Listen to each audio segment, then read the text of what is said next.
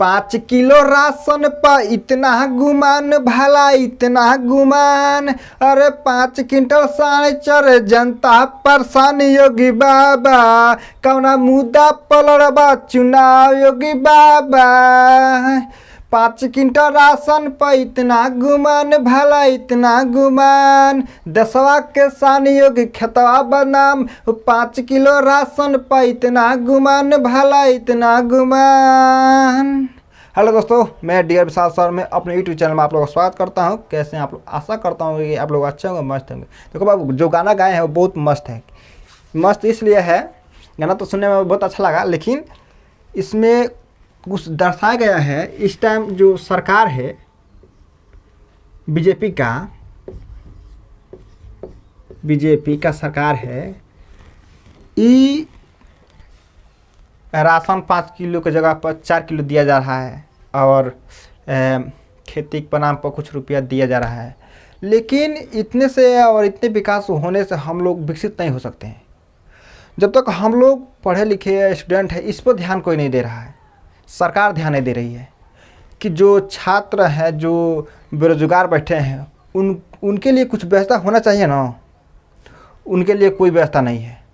क्या हम पढ़ाई लिखाई करके हम असफल रहेंगे?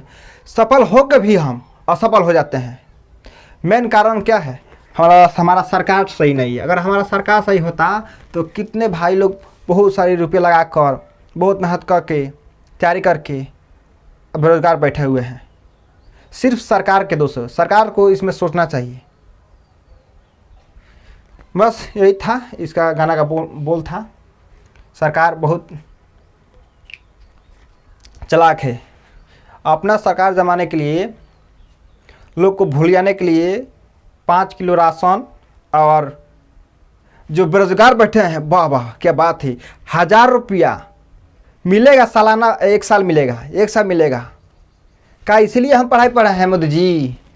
ये पढ़ाई पढ़ के हम आपका 1000 रुपया लेंगे एक साल तक ले?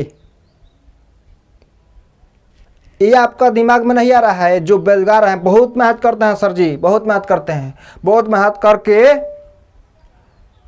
और बाप माई बहुत उम्मीद लगाकर पढ़ाते लिखाते हैं अपने लड़के को। और जब आता है बारी सफल होने के, नौकरी पाने के, तो कोई सवाल नहीं है, ना कोई व्यवस्था है, असफल हो जाते हैं। आपसे विनम्र निवेदन है कि इस पर आप ध्यान दीजिए, ताकि हम लोग पढ़ाई लिखाई करके और हमारा माँ बाप का उम्मीद अच्छा हो सके। बहुत आप हम लोग का गरीब का दर्द समझिए। हम लोग कुछ ना चाहिए, हम बेरोजगार बैठे हैं, हम लोग को नौकरी चाहिए। ठीक, तो बाबू यही था, बोलना पड़ा। ठीक, बोलना तो पड़ेगा हमको। ठीक, तो योगी जी और मोदी जी, आप लोग को ध्यान देना चाहिए कि जो स्टूडेंट हैं, जो पढ़ाई कर रहे हैं, जो कर चुके हैं और बेरोजगार बैठे हैं, उनके माँ बाप पर क्या बीतता होगा। पता है, मजदूरी कर करके अपने लड़के को पढ़ाते हैं कि ताकि हमारा बेटा, हमारा लड़का एक अच्छा व्यक्ति बन जाए। ये भी आप लोग को समझ में नहीं होगा कि जो स्टूडेंट पढ़ता है ना, साला रात में सोता नहीं है मेहनत करने के आगे। क्यों मेहनत करता है पता है? मेहनत करता है इसलिए ताकि हम सफल हो जाएं, हमारे माँ बाप का सपना पूरा हो जाए, इसलिए मेहनत करता है। और आप 5 किलो राशन बांटेंगे। अरे बेरोजगार बैठे हो, फॉर्म भरा रहा है, 1000 रुपया मिलेगा एक साल। फॉर्म निकल जाता है, क्या 1 साल के पैसा से हम का राजा बन जाएंगे? 1 साल के बाद क्या होगा? इसलिए पढ़ाई किए हैं हम कि एक साल 1000 रुपये लेंगे और राशन खाएंगे। प्लीज मोदी जी, योगी जी, आप लोग से प्रिय हमारी तरफ से विनती है, ताकि इन युवाओं के और उनके माँ बाप पर ये योगदान मत कीजिए। हमको ये नहीं चाहिए, 5 किलो राशन नहीं चाहिए। वो साल ससुरा 5 किलो राशन कहाँ मिलता है? 5 किलो की जगह पर 4 किलो मिलता है। तो प्लीज़ हमको ये ना चाहिए। और 1000 रुपये बांटते हैं 1 साल, वो वाला नहीं चाहिए। जो होना चाहिए था वह नहीं होता है। प्लीज़ हम लोग को सफल होना है, आप इस पर ध्यान दीजिए ताकि हमारे जितने भी युवा साथी हैं जो उनके माँ बाप के सपना है पूरा हो सके। बहुत उम्मीद से पढ़ते हैं मोदी जी। बस यही कहना था। अब क्या बोले हमको बोला नहीं जा रहा है। हाँ तो भाइयों, अब हमारा कहानी सुन लीजिए। जितने भी हमारे भाई बहन हैं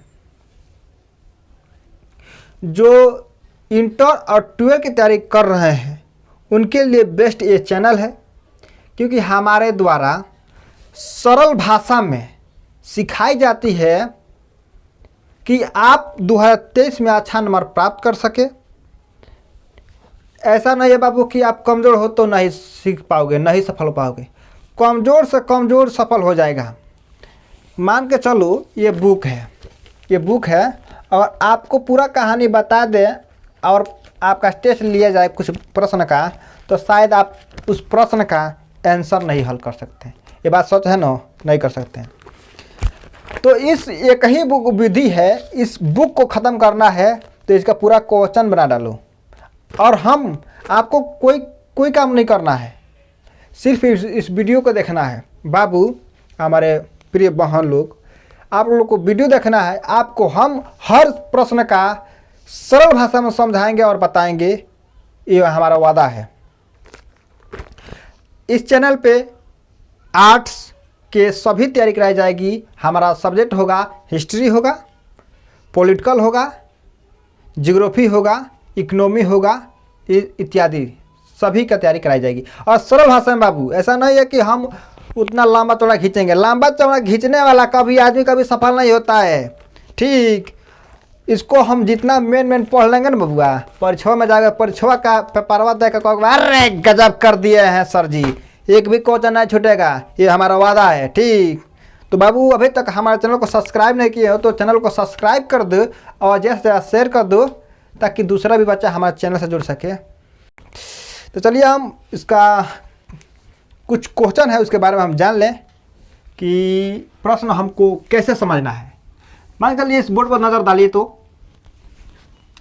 प्रश्न को नज़र डालिए और देखने का प्रयास करिए और तब ना बताइए कि इसका आंसर क्या होगा। नहीं समझ में आया? नहीं समझ में आएगा। जब बुकवा पढ़ोगे और सवालिया के बारी आएगा तो नहीं समझ में आएगा कि का से का करे। तो देख बबुआ, हम बताते हैं, कुछ भी नहीं करना है, समझना है सिर्फ। तो देख क्या लिखा है, हड़प्पा जो सिंधु नदी के तट पर बसा हुआ शहर था, सभ्यता था, उसी के बारे में हमको बताना है। यानी हड़प्पा सभ्यता का विस्तार कब हुआ था, तिथि क्या थी यार? तिथि मतलब डेट, विस्तार मतलब ओकरा बारे में माने केन बनल रहे। समझ में आवता? ठीक, वही ज्ञान तेरा बारे में बताओ बा। दूगो पतिये में जा सीखक बा, हमरा सीखक बा ई बा कि हड़प्पा सभ्यता जगह का नाम रहे। जैसे मान के चलिए हमारे गांव का नाम रुपैया हवे, तो रुपैया हमारे गांव का नाम हवे, तो विस्तार माने रुपैया गांव के नाम के पर रूपैया। वाह क्या नाम है, रूपैया। और तिथिया बने जैसे ना होला कि लड़का लोग का जन्म होला तो तिथि होला कि तो जन्म ही कोई हो। ठीक, इसी के बारे में जानना है। तो ये तो समझ में आ गया होगा कि हड़प्पा सभ्यता के बारे में विस्तार और तिथि को बता देना है। बाबू इसमें कोई भी भारी क्वेश्चन नहीं है, बस खाली नज़रिया का खेल है, समझने का खेल है। समझ जाओगे सब सवालिया हल हो जाएगा। तो हम बताते हैं तुमको विस्तार में। हड़प्पा संस्कृति यानी का एक बोलने की कला होती है, एक चलने की कला होती है, एक बैठने की कला होती है। और हमारे बिहार में बहुत संस्कारिक जीवन है, जो एक दूसरे से कैसे बोला जाता है, बड़ों से कैसे व्यवहार किया जाता है, छोटों से कैसे व्यवहार किया जाता है। एक सांस्कृतिक समाज होता है हमारा। ठीक, जिसे हम संस्कृति कहते हैं। उस हड़प्पा सभ्यता में संस्कृति विस्तार त्रिभुजाकार क्षेत्र में था। त्रिभुजाकार मतलब क्या है? देखो बोल ये बनाए हैं त्रिकोणवा, त्रिभुजवा। ठीक, त्रिभुजाकार का क्षेत्र में था। यह विस्तार उत्तर में जम्मू से नर्मदा नदी तक पश्चिम में, समझ में आया। यह विस्तार उत्तर में जम्मू से दक्षिण में नर्मदा नदी था, उसके पश्चिम में बलूचिस्तान। बलूचिस्तान कहाँ है बाबू? पाकिस्तान जाओगे, जब हमारे हिंदुस्तान के तट पर जाओगे ऊपर सीमा, यहाँ सीमा पर, तब पाकिस्तान पड़ेगा। पाकिस्तान के साइड में अब अफगानिस्तान पड़ेगा। अब अफगानिस्तान के बाद क्या पड़ेगा? बलूचिस्तान पड़ेगा, बलूचिस्तान। ठीक, वहीं पर था। बलूचिस्तान के मकरान बलूचिस्तान के तट पर मकरान है, जो समुद्र तट पर उत्तर पूर्वी में मेरठ जिला के इथी में था। ठीक, कहाँ?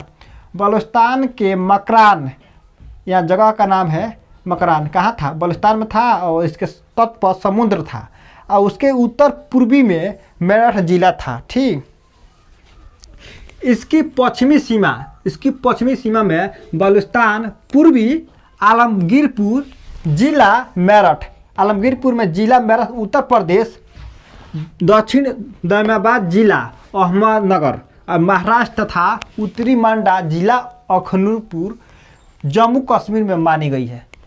समझ में आ गया होगा। अब हम बाबू जानेंगे इसका तिथियाँ में जानेंगे। विभिन्न विद्वानों ने इस सभ्यता के लिए भिन्न तिथियाँ बताई है। भिन्न मतलब कहाँ है? अलग अलग अपन एक विचार बताए हैं कि इसका अनुमान नहीं है कि कब इसका विकास हुआ था, कब इसका तिथि हुआ था। इसको कोई गारंटी नहीं कि किसको मालूम है, लेकिन कुछ लोग विद्वान हैं, वो अपने अपने राय बताए हैं। ठीक, इस बात पर मतभेद है। मतभेद मतलब विवाद है कि कन्फर्म नहीं है कि कब हुआ था। ठीक, इस सभ्यता का विकास 3250 और 2750 ईस्वी पूर्व के मध्य माना गया है। कब माना गया है? मध्य में माना गया है। मध्य मतलब बीच वाला जो होता है, मध्य आधा भाग में माना गया है। इस सभ्यता का विकास 3250 और 2750 ईसा पूर्व में मध्य में माना गया है। ठीक, मार्टिमर हिलर ने इस सभ्यता का समय 2515 से ईसा पूर्व माना है। देखिए अब ये क्या माना है? मार्टी हिलर ने सभ्यता का विकास को माने, तिथि माने हैं 2500 से लेकर 15 ईसा पूर्वी तक माने हैं। ठीक, और बता दें तीसरी चरण में क्या माना गया है? आरंभिक चरण लगभग 3500 ईसा पूर्व में आरंभ हुआ था। देखिए अब ये क्या कर रहे हैं? तीसरे चरण में 3500 ईसा पूर्व में माना गया है। अब देखिए द्वितीय चरण में विकसित में 2600 लेकर 1900 ईसा पूर्व के बीच तथा तीसरी और अंतिम चरण 1900 ईसा पूर्व में से लेकर 1200 ईस्वी पूर्व तक माना गया है। अब देखिए इसमें क्या हुआ है? 2600 से लेकर 1900 ईस्वी पूर्वी के बीच तथा तीसरी चरण में और अंतिम चरण में 19वीं ईस्वी पूर्वी तक और 1200 ईस्वी तक पूर्वी माना गया है। ठीक, अब बता दें आपको, यह काल उत्तर नगरीय हड़प्पा संस्कृति और अथवा उत्तर हड़प्पा संस्कृति के नाम से जाना जाता है।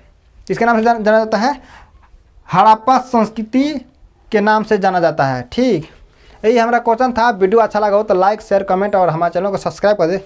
धन्यवाद।